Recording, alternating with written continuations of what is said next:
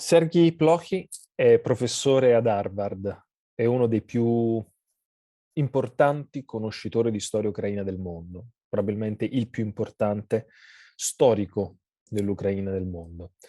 In questa intervista gli chiederò i grandi temi dibattuti in questi giorni. I nazisti ucraini? È colpa della NATO? Le responsabilità dell'Europa riguardo la dipendenza dal gas. Tutte questioni che in qualche modo vengono affrontate ormai quotidianamente. Le voglio sottoporre a uno studioso che conosce bene, uno studioso nato in Russia, di formazione anche russa, che conosce bene la storia del conflitto russo-ucraino e che conosce bene la cultura ucraina. Le sue risposte sono, come dire, necessarie, ecco, a poter approcciarsi al conflitto eludendo ed evitando la propaganda. Professore, lei è tra i maggiori esperti mondiali della crisi russo-ucraina e della storia ucraina. La prima domanda è la più semplice: come siamo arrivati a tutto questo? My gosh. Well, it's a simple question without simple answer. There are, as with any event, big or small, there are different causes. And the one that, as a historian, I maybe emphasize more than anything else, that we see here the war of the Soviet succession, the war that accompanies the disintegration of the Soviet Union, that in turn was a continuation of the Russian Empire. So we see the fall of the wars that surround the fall of one of the biggest European or Eurasian empires.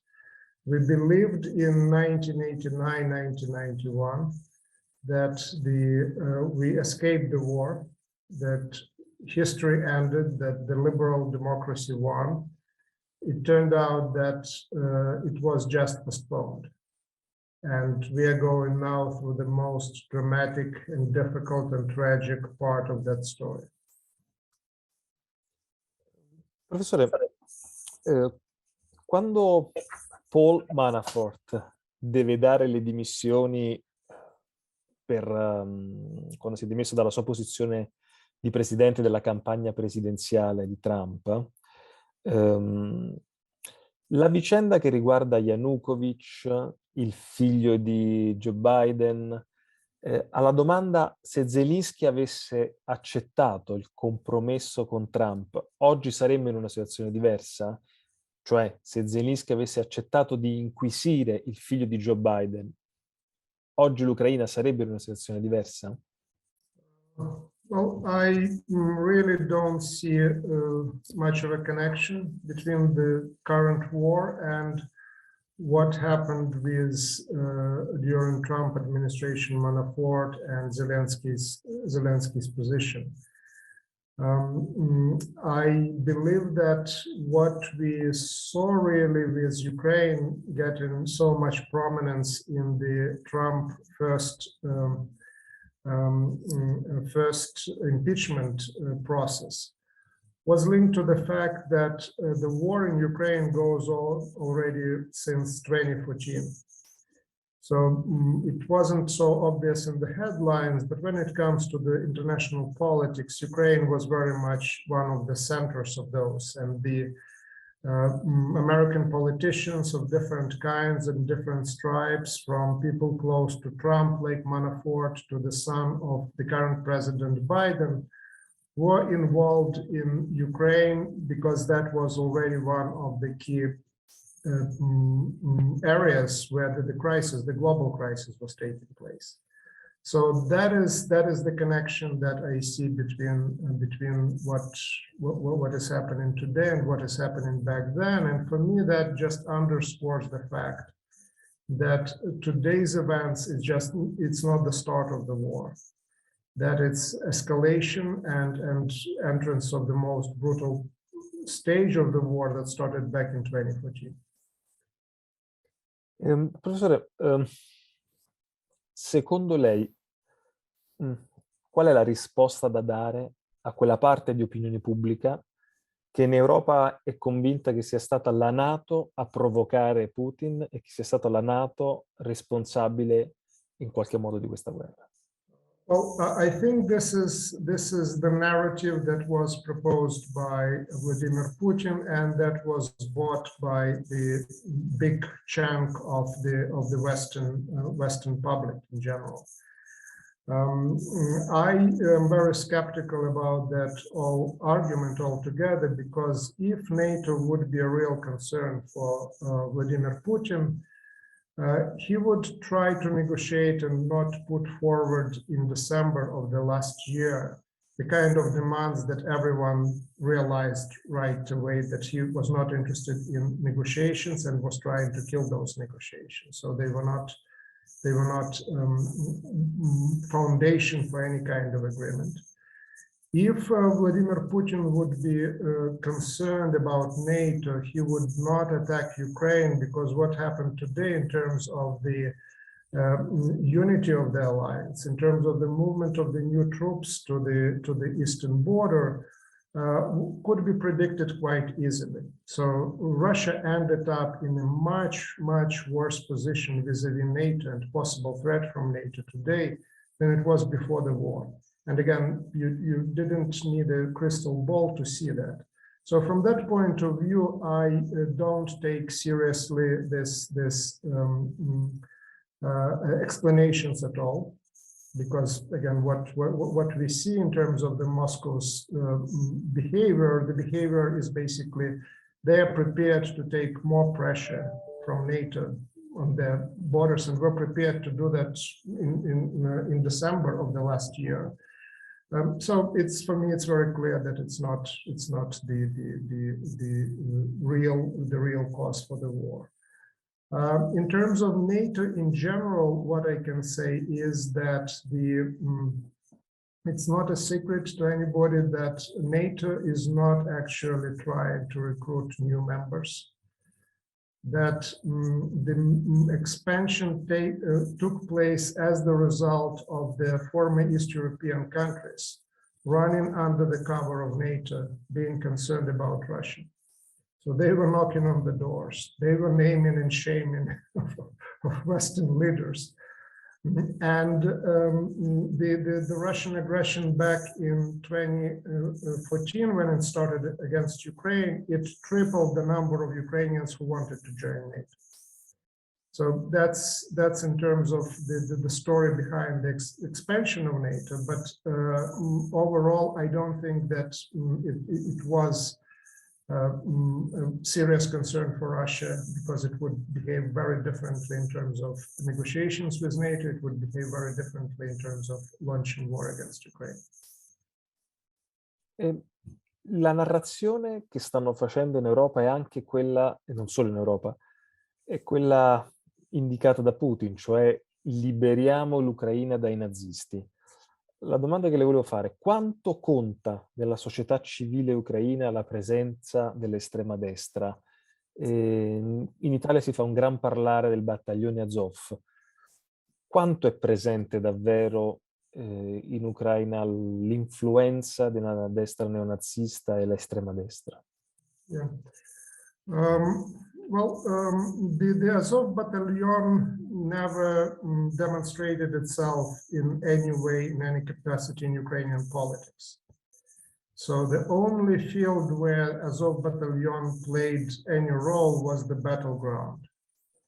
And I understand that now it is not the battalion anymore, it's a regiment that is fighting in the city of Mariupol, in the city that is bombed out of existence by Russia.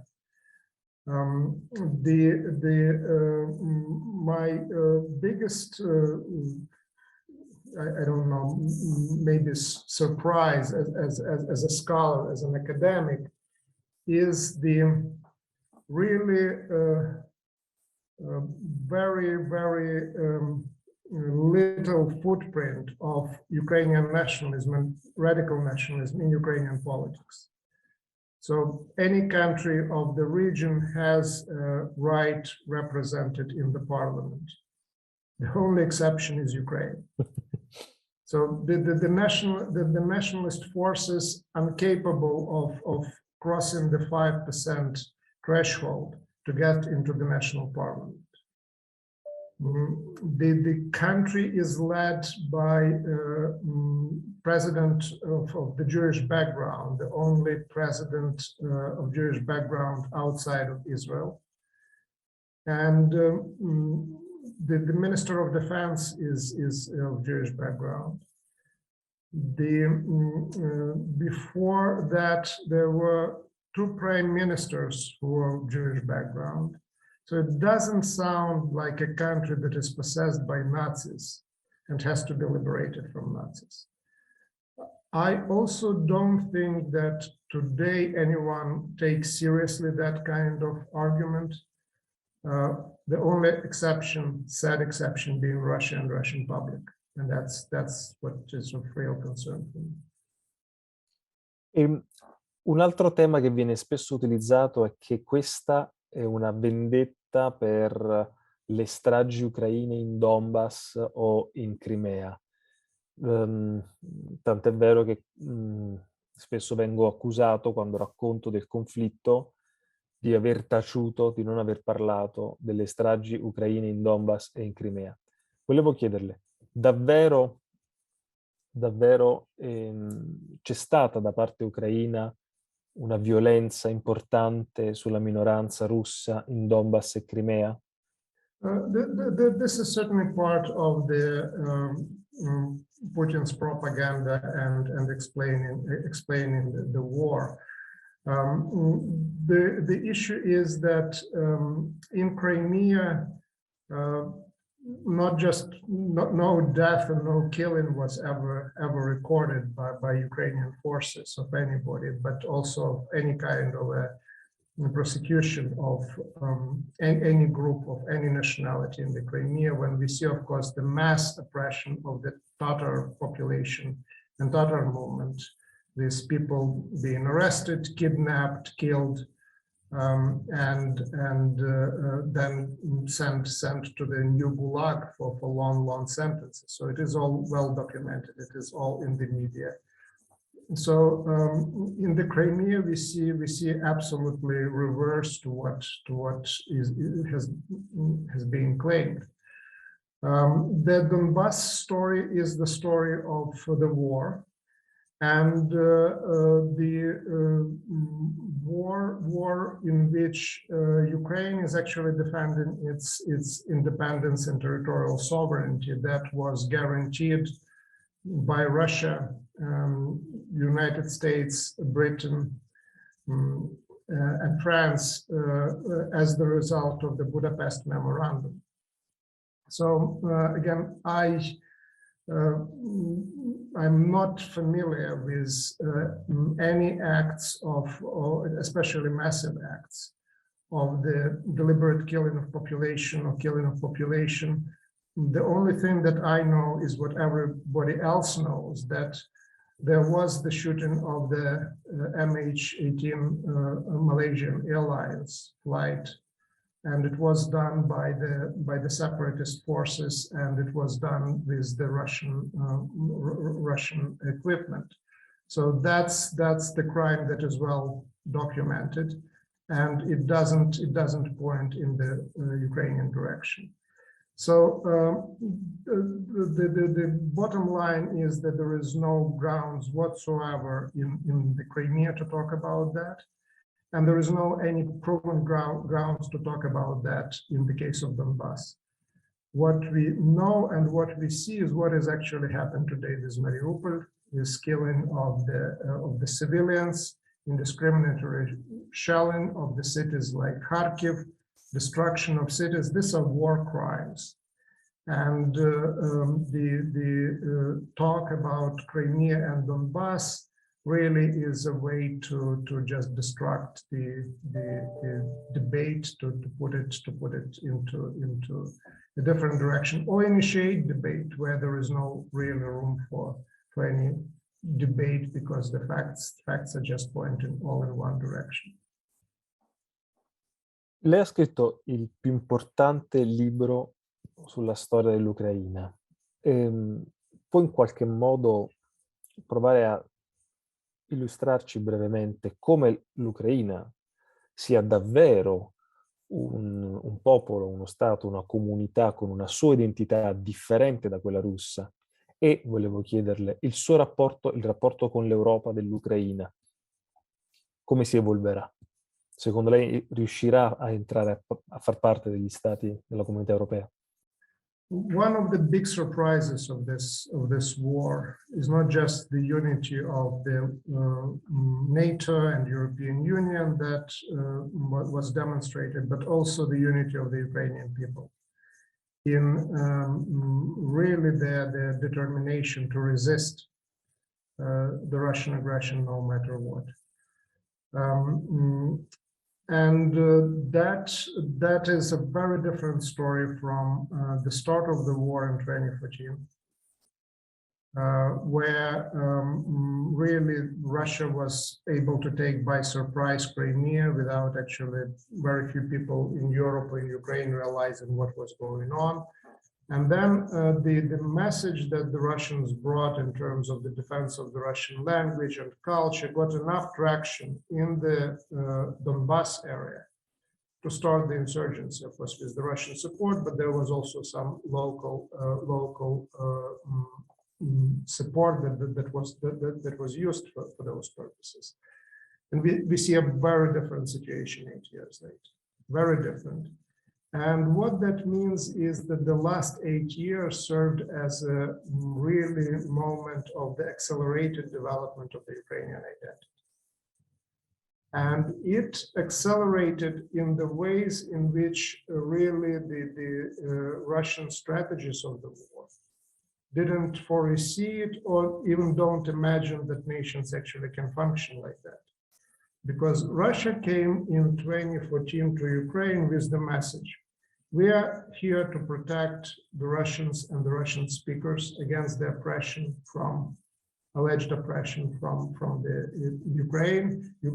Ukrainian nationalists, when in reality, at least half of the population on the daily basis was speaking Russian. So there was just impossible to imagine any sort of discrimination. There were very few schools, and when I say few, maybe 1 or 2 or not more than 10 of, and this is even exaggeration, Ukrainian language schools in the Crimea, right? So what kind of oppression, discrimination we can talk about? But the argument was that, okay, if you speak Russian, you are Russian, your loyalty has to be to Russian.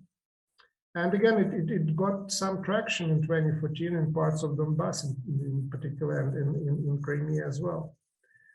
But Ukraine withstood the assault of 2014 and withstands the assault now by uniting across the ethnic and linguistic and religious lines.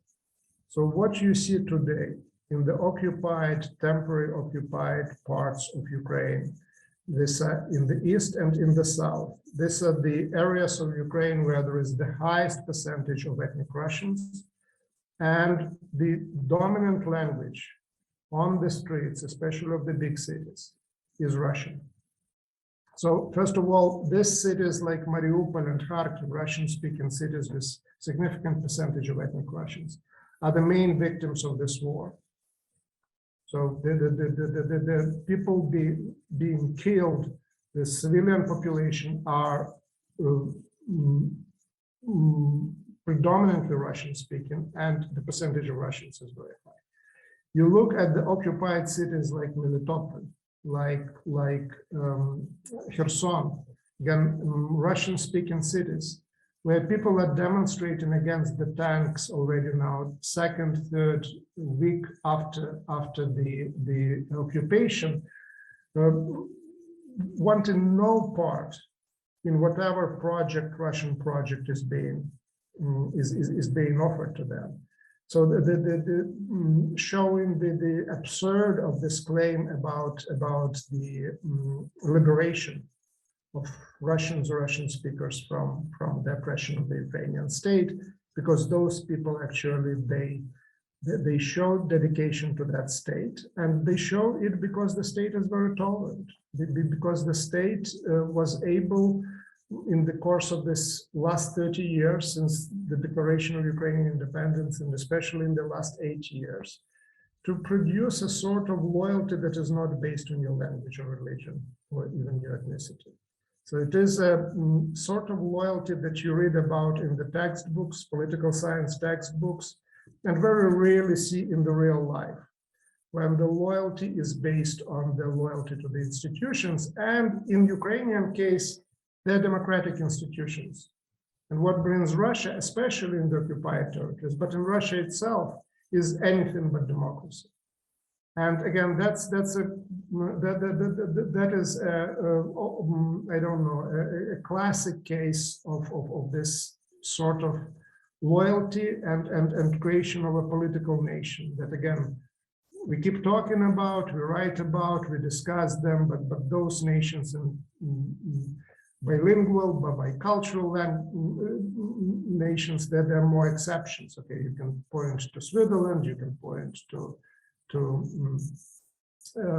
Canada, but probably there is maybe Belgium to a degree, but they're in minority. And Ukrainian case is also very specific because, unlike in Canada, you can actually easily use both languages, Russian and Ukrainian, anywhere you are in Ukraine. People will understand you and will, in most cases, respond in the language you address them. Or more often, actually, the people would speak two languages simultaneously. And that's quite a unique situation. Again, at least in my experience in travels around the world, I didn't see a situation like that anywhere else. Quali sono stati secondo lei gli errori dell'Europa? La grande sconfitta della cancelliera Merkel, che credeva di poter gestire in qualche modo Putin e non c'è riuscita, o meglio, il risultato è questo. Secondo lei quali sono stati gli errori commessi dall'Europa? La dipendenza dal gas russo, la corruzione del denaro russo che è entrato in tutto il sistema finanziario europeo? Qual è il più grande errore? Thank you. I also failed to answer the second part of your previous question about Ukraine and Europe. And I think that for Ukraine after this war, there is no way back. It's again the Western orientation, the orientation toward Europe was not just became part of the national faith, but it was also paid for in blood. And again, so the Ukrainians really believe in what they're saying, what you hear, that they're fighting for Europe and that they're fighting for European values. So it's part of the deep-seated belief, and this fast track road to the European Union that is happening now. I think it's the right thing also for Europe to do. So I have no doubt that one thing that this war did is actually strengthen the European identity of Ukraine and Europe's treatment of Ukraine as part of Europe again. So I think its mental geographies are changing also in the course of this war. In terms of mistakes and defeats, mistakes and which was bigger and what which was not as big and as pronounced. Well, one thing that we see today is that we see the end of the era that started in 1989. The era, the peace dividend that we got there at the end of the Cold War has been spent, and the biggest mistake of Europe as a whole is not realizing that actually that dividend has been spent even earlier, that not noticing what Russia is doing will not actually allow to avoid a new sort of tension and confrontation in Europe. And a realization that the earlier you stop the aggression, the aggressor, the higher are the chances that it will not go to the really much more nasty confrontation, because Europe pretty much ignored the start of the war in 2014 until the Malaysian airplane was shut down. So that was already after the Crimea. No one wanted to pay too much attention to the Crimea. It's almost like with the Hitler's annexation or Anschluss of Austria. So, okay, they're trying to get their ethnic territories together. We kind of can understand that. Let's keep working, let's keep trading together, and trade will solve all the issues. The closer Russia is in economic terms to Europe, the less likely anything nasty would happen. So the Germany was particularly guilty of that kind of behavior.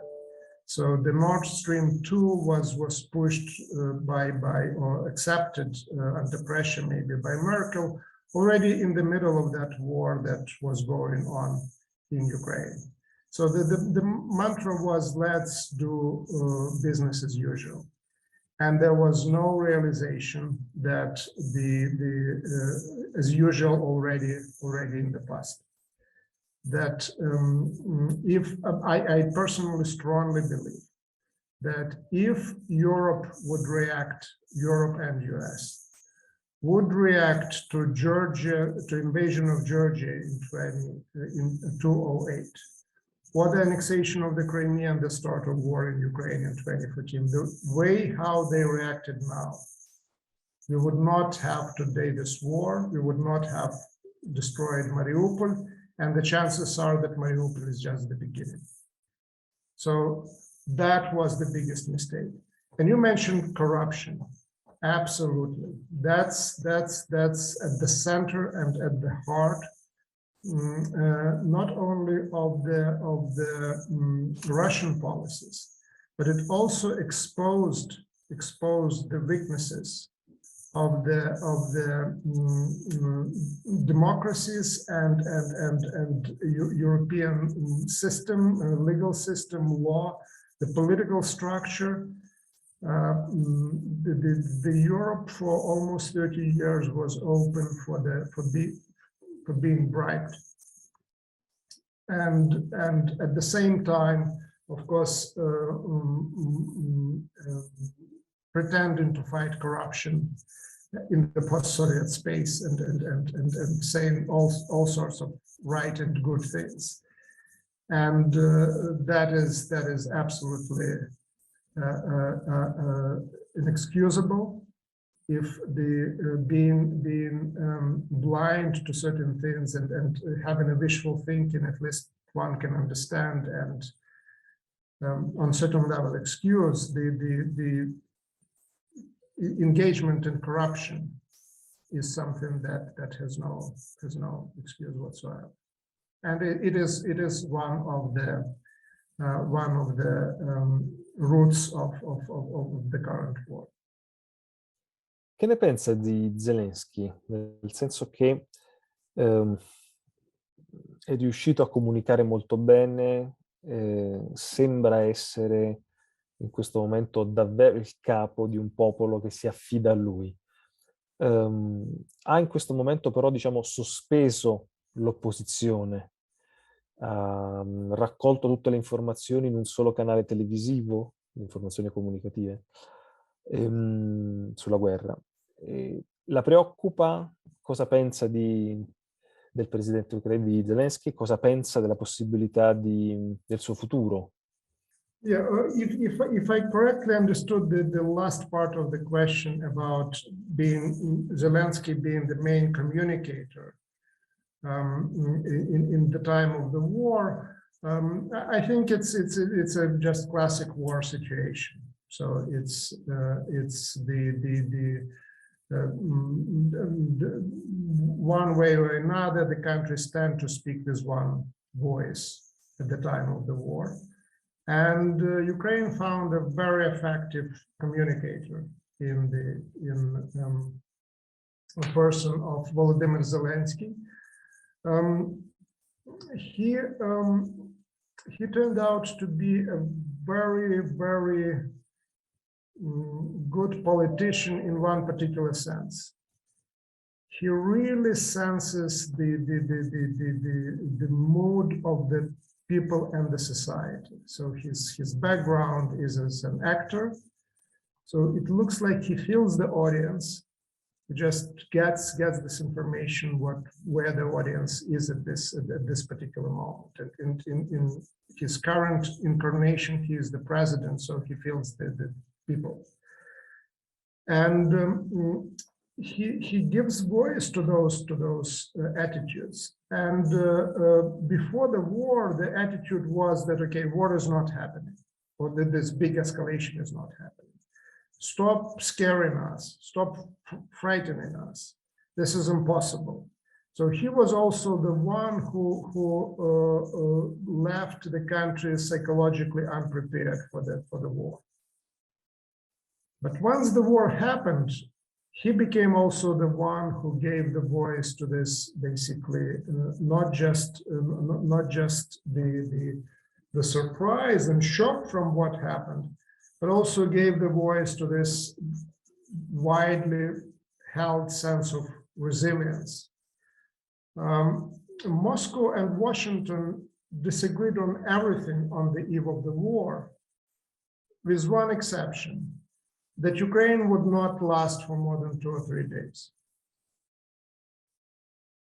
And Ukraine lasted and continues to last and continues to fight, primarily because of the Ukrainian sense that actually we are not surrendering and we will emerge victorious. And you look at the public opinion polling in Ukraine, it is exactly where the Zelensky's rhetoric is. Over 80% believe that actually they will emerge victorious from this war. Everyone looking from outside of Ukraine, doing the count of the tanks and troops and the size of the territory and so on and so forth, basically reacts in disbelief to these numbers. But the numbers are there. They're not just because people are following Zelensky or because Zelensky follows people, but in this particular case, this particular type of a politician actually amplifies the sense, the message, the resilience that is already there.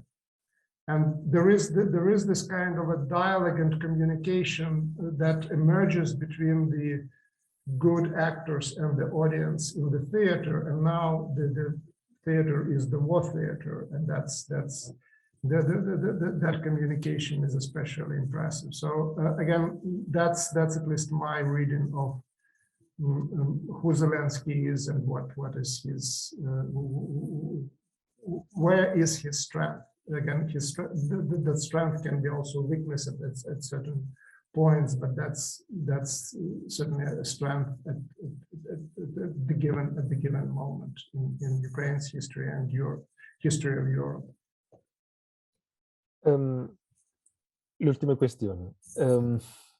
Volevo chiederle, il rapporto tra Biden e l'Ucraina, crede davvero che sia, per esempio, cruciale capire in che rapporto si trovasse tramite il figlio l'attuale presidente degli Stati Uniti con il mondo, diciamo, energetico ucraino, per capire quello che sta succedendo?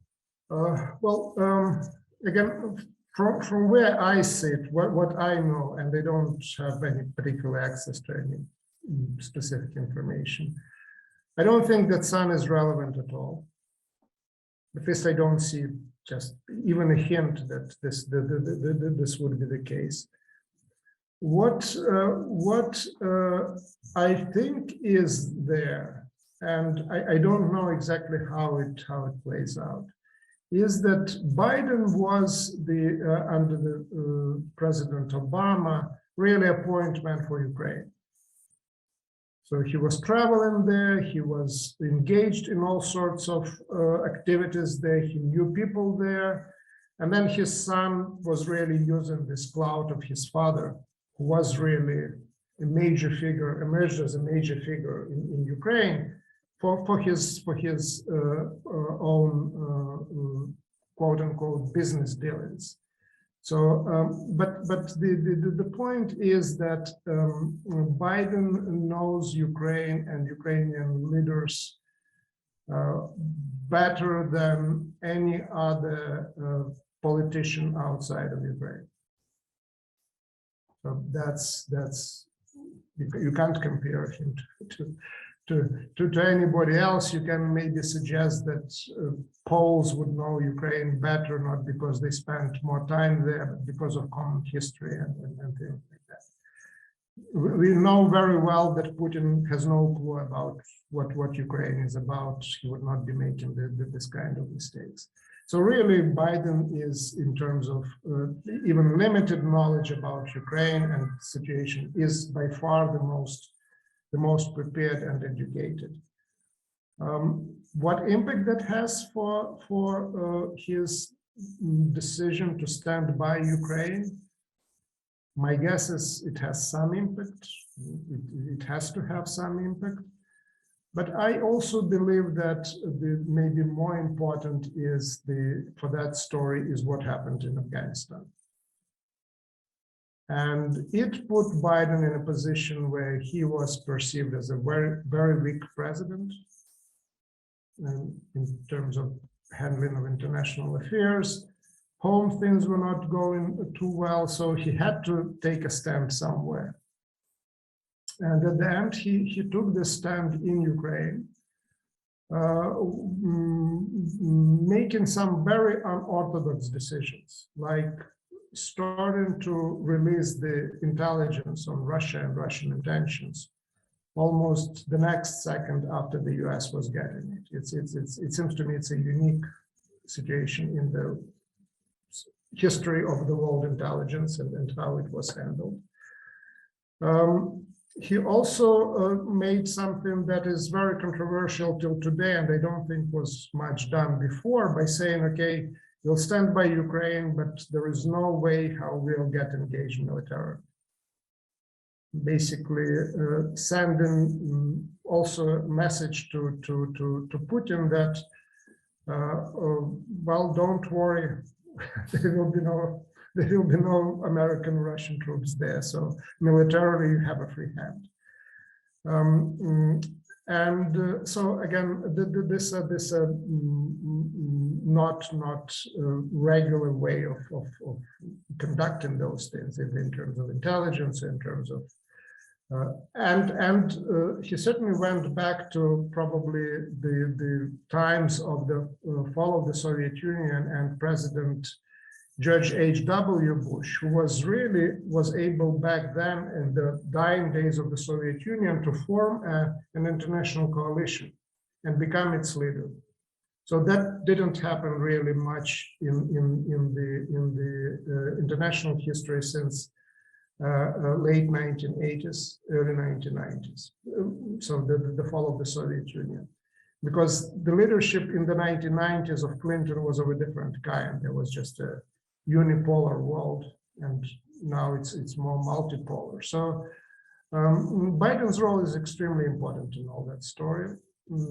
And I would, if speaking about Ukraine, I would put emphasis on his deeper knowledge of Ukraine than probably any other political leader. But again, I really, it's difficult for me to say how he uses this knowledge, whether that knowledge helps him to make decisions or not, but the fact is there that he has this knowledge. Ultime due domande. Una riflessione su Biden, cioè senza la rivolta arancione, senza la rivoluzione arancione, probabilmente non ci sarebbe stata l'Ucraina democratica. Le volevo chiedere cosa ha rappresentato per i russi la rivoluzione arancione e se per Putin Maidan ha significato davvero un pericolo, cioè se gli ucraini vogliono la democrazia, un giorno la potranno ottenere anche i russi. Okay, good. Got it. Thank you. Well, on the Orange Revolution, the norm in the post-Soviet space for new countries to become authoritarian. The majority of them went authoritarian way. I would say that this is a norm for the majority of the countries that emerge on the ruins of the former empires. You can look at East European countries during the interwar period. Again, the majority of them end up in authoritarian camp. So from that point of view, Ukrainian democracy is an exception. Again, there are other countries that maintain democracy after the 1990s, the Baltic states in particular. But the majority of the post-Soviet space authoritarian, Belarus is authoritarian, Russia, and becoming more authoritarian. You look at Kazakhstan and so on and so forth. In Ukraine, the elites were trying to become normal post-Soviet elites and have a good authoritarian state in Ukraine. So they were not beyond that idea. And there were two attempts to introduce a form of authoritarianism in Ukraine. The first one ended with the Orange Revolution of 2004. And the second ended up with the 2013 and 2014 Revolution of Dignity, both associated with Maidan. Which basically means that the Ukrainian society both times said, okay, no, we don't want that, we don't accept that. There are different reasons why Ukraine stays democratic. My own explanation is that, at least partially, this is related to the fact that historically Ukraine was put together out of the regions that belong to different empires. There's a little bit different trajectory. There are regions that differ culturally and linguistically.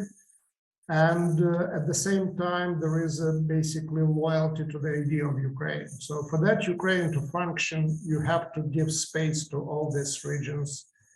And there was never authoritarianism and strict centralism never had a chance in Ukraine. Today we see the big heroes in Ukraine are the mayors of the cities on the front line.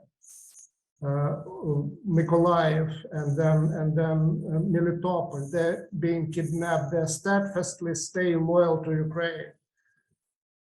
That's after the reform was introduced in Ukraine after 2014, giving more power to the localities, to the cities, to the towns. Those people who are elected by the people, they serve the people, and they know that that kind of relationship can exist only in Ukraine. It can't exist in Russia.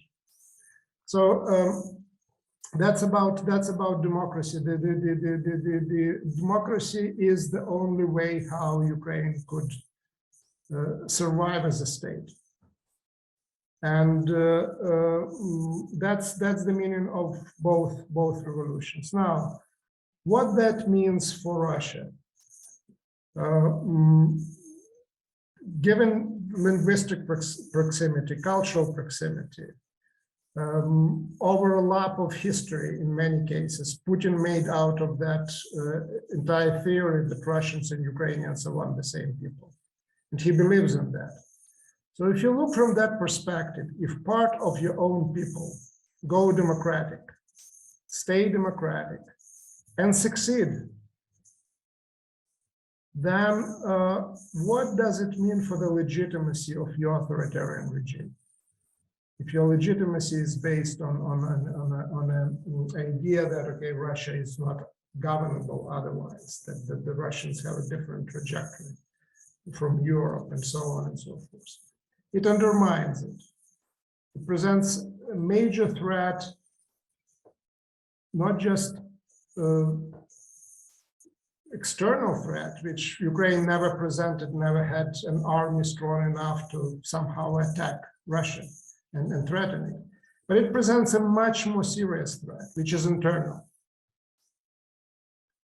And I certainly, again, I'm not inventing that on my own, that this is a quite widespread opinion, but I certainly subscribe to it, that the Maidans, the success of the Ukrainian democracy, presented and presents to Putin a major challenge, which is much more serious than anything that NATO could ever come up with.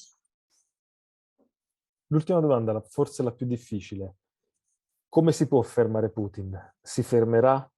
Che prospettive vede? Ci sarà una mediazione? Cercherà di, come dire, riprendersi tutti i paesi del patto di Varsavia? Qual è, secondo lei, una possibile uscita da questo conflitto, se c'è? I subscribe to this view that I presented before, that if there would be a sort of reaction that we have now in 2008 to invasion of Georgia or annexation of the Crimea in 2014, we would not have 2022 all-out invasion of Ukraine. So from that point of view, the best bet of stopping the war from going all European war or global war is to help Ukrainians to defend themselves today. I think it's our best bet. It's the best bet of the world. Where the Putin will stop? The Putin will stop where he is stopped. He will not stop on his own. Again, we know that quite well, either in terms of taking over the entire Ukraine or then extending to the Baltic states. So that's another thing that, at least for me, is very clearly. So he'll stop where he is stopped. And he has to be stopped in Ukraine for the reasons that I just indicated. Beyond that, again, a lot will depend on how the war will go. So it's something that the negotiations will kick in when the Putin will realize that militarily he can't move further. And it is the war from that point of view, not just in Ukraine and not just for Ukraine. It's the war for the future of Europe in general. So that's I think one thing that has to be really internalized by the public in general, because I believe that's the reality that we have to face. We don't have to face it. We still hope that, okay, just one more trip, one more telephone call, and somehow we'll be able to solve that. Yes, we should, leaders should call and should try to talk and negotiate, but the real conversation will take place only when the military and economic resources of the aggressors are exhausted. Grazie professore per questa intervista.